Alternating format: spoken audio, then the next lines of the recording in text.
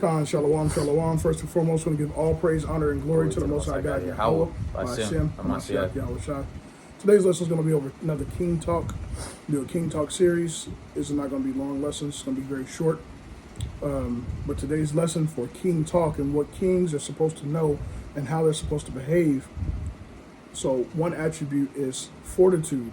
Fortitude is what we're going over today. And we're going to get it out of the Bible. Fortitude. Go ahead with Wisdom of Solomon chapter 8 and verse 7. It's Wisdom of Solomon chapter 8 verse 7. And if a man love righteousness, her labors and her virtues, labors are virtues, for she teacheth temperance and prudence, justice. So it says her wisdom's labors are virtues. So these are some of the virtues that wisdom has, and it teaches us. Go ahead.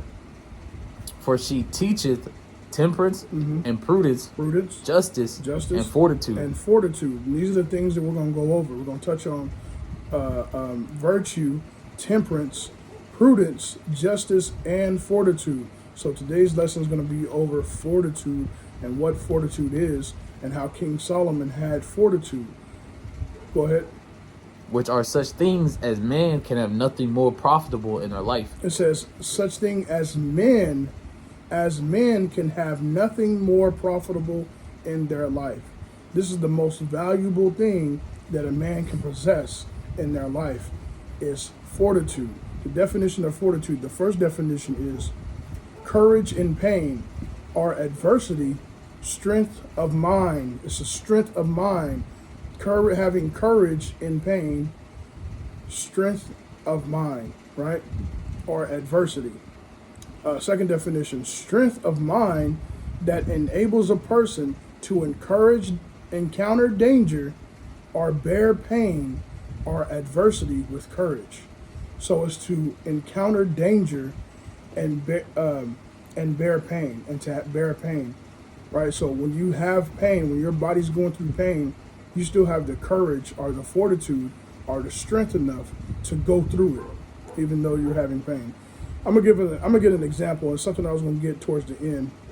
But the example that it gave in the Google, it says the definition of fortitude. Hold on, I believe this is it. Okay, I think this is it. The definition of fortitude is having strong will in the face of danger or pain. Example, an athlete who continues a race in spite of an injury is an example of fortitude, right? It says, I'm going to read it again. An athlete who continues a race in spite of an injury, right, is an example of fortitude. So despite of the injury the man may have when he's racing or when he's fighting a fight, he still have strength enough to continue that fight, to finish that fight. And this is what's expected of a man. This is what's expected of a king, right? So let's get 1 Kings chapter 2 and verse 1. 1 Kings chapter 2 and verse 1. This is 1 Kings chapter 2 verse 1. Now the days of David drew nigh that he should die. And he charged Solomon his son, saying, I go the way of all the earth. Now you've heard a lot of Israelites bring this out. This is when King David was close to death. He was on his deathbed, and he charged Solomon. He commanded Solomon, his son, saying this. Go ahead, start at verse 2 again. Verse 2, I go the way of all the earth. Be thou strong, therefore, and shew thyself a man. So he's telling King David's telling his son Solomon to be strong and show himself a man, right? To show himself a man. And Wisdom of Solomon, chapter 8, which is what Solomon wrote, Solomon said that wisdom teaches temperance, prudence, justice, and fortitude. Going through a race or going through a battle in spite of pain or injury, you still got to finish that. That's an attribute of a man, right? Go ahead and finish that.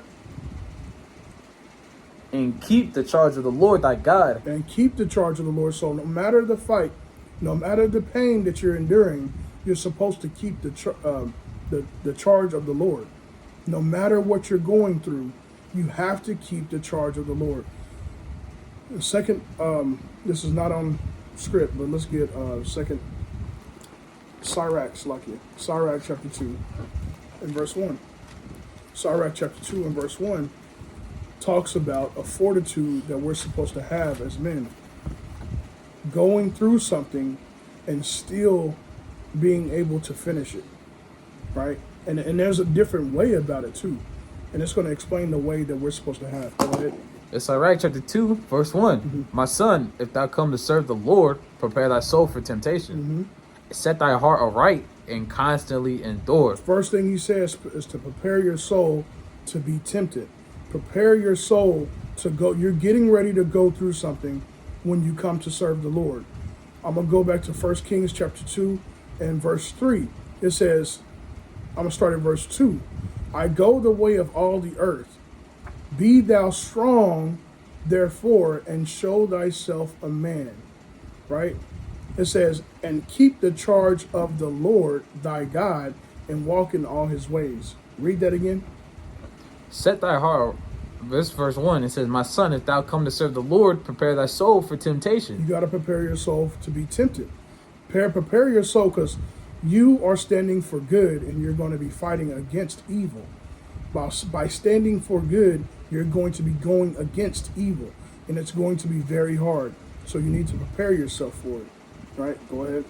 Set thy heart aright and constantly endure. It says constantly endure. No matter what you're going through, you still got to constantly endure. Go ahead. And make not haste in the time of trouble. Mm-hmm. Cleave unto him and depart not away. It tells you to cleave unto the Lord and depart not away. Go ahead. That thou mayest be increased at thy last end. Mm-hmm. Whatsoever is brought upon thee, take cheerfully. And this is the hard part too. This is part of it. This is part of the hard part. Knowing that you're going to be tempted and you got to continue to endure, it says to do what? Take it cheerfully, right? Whatsoever is brought upon thee, take cheerfully. Whatever is brought upon you, you're supposed to take it cheerfully. No matter what it is, you're supposed to take it cheerfully. This is the fortitude that you're expected to have as an Israelite man, as a king on the earth. This is the type of fortitude that you're expected.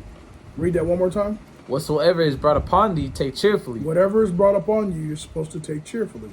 Is that it? And be patient when thou art changed to a low estate. And be patient, right? When you're sad, when you're low, when you're at your lowest, be patient, because the Most High God is coming. There's always a brighter day, right? He's not going to leave you there, okay? Let's go back to 2 Kings, and let's finish verse 3. Just go ahead and start at verse 3 again. This is verse 3.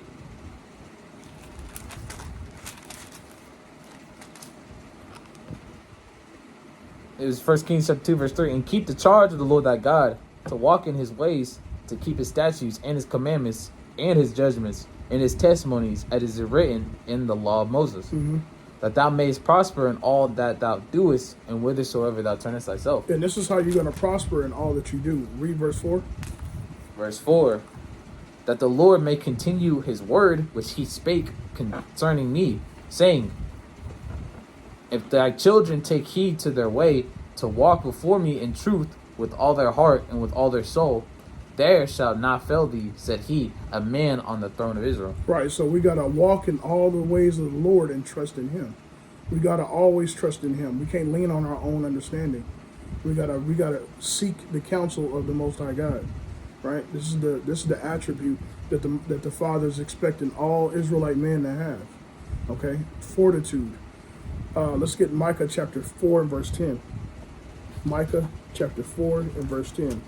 Again, an example of fortitude. I'm going to read the definition of the example of fortitude again. It says the definition of fortitude is having strong will in the face of danger or pain. An athlete who continues a race in spite of an injury is an example of fortitude.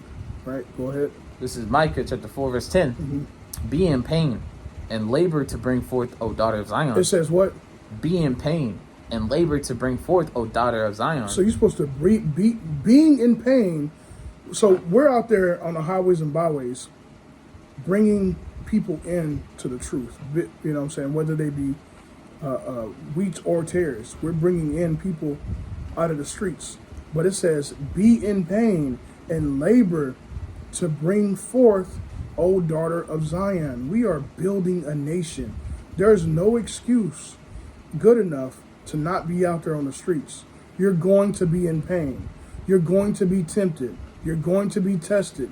As men of Israel, you are expected to go through it even though that you're in pain. No matter what. I think it was Clement that was in pain unto death. That was Paul's fellow soldier, something like it, fellow soldier, but he was in pain unto death. He was about to die, but he was still laboring to bring forth, O daughter of Israel. And that's the example that we're supposed to have. Bring forth, O daughter of Israel. Be in pain, right? Start from the top. Be in pain, and bring forth, O daughter of Zion, like a woman in travail. For now shalt thou go forth out of the city, and thou shalt dwell in the field, and thou shalt go even to Babylon. There shalt thou be delivered. There the Lord shall redeem thee from the hand of thy enemies. Right. Last scripture. Let's get Matthew chapter 24 and verse 13. Matthew chapter 24 and verse 13.